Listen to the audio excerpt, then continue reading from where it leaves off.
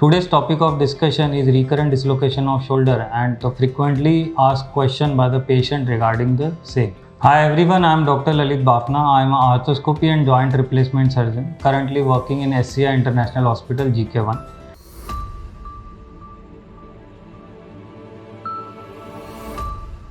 So first question usually patient comes is how will I recover from the dislocated shoulder episode? Patient will take 3 weeks for complete recovery, following which patient should focus on rehabilitation, rotator cuff exercises, periscapular muscle exercises and gaining range of motion exercises.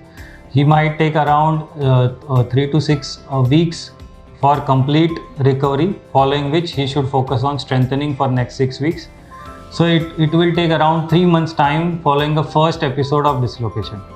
What should be done after first episode of shoulder dislocation? So surgery is not always necessary after a first episode of dislocation. Patient should regularly do exercises of rotator cuff and periscapular muscle. Sometimes he might not feel any episodes of instability where he can avoid surgery. However, if patient persistently feels episodes of instability or dislocation of the shoulder, he should undergo a surgery. So first episode of dislocation, the first trial will be a physiotherapy and exercises, and if it fails and the patient continues experiencing instability or subluxation, the second and the best option will be surgery as early as possible. Can I delay my surgery? Recurrent dislocation shoulder surgeries are planned surgeries where one can plan their surgery according to their own schedule.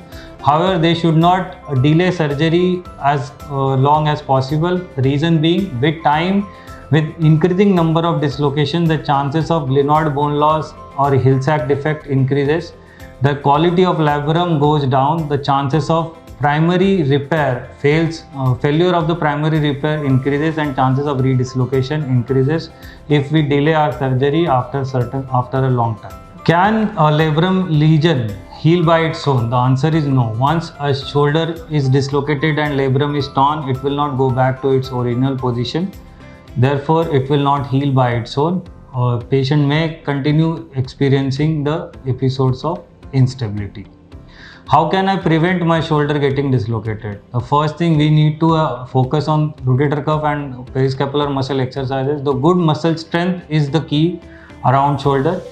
And the second thing, avoid all those activity where shoulder goes into an overhead position, that is abduction and external rotation position, by which patient will prevent dislocating the. If any patient has any inquiry or any query regarding any shoulder problem, especially recurrent dislocation of the shoulder, they can visit to our hospital, SCI International Hospital GK1, or they can contact our helpline numbers, or they can mail us through our official email IDs, which is given below. Thank you.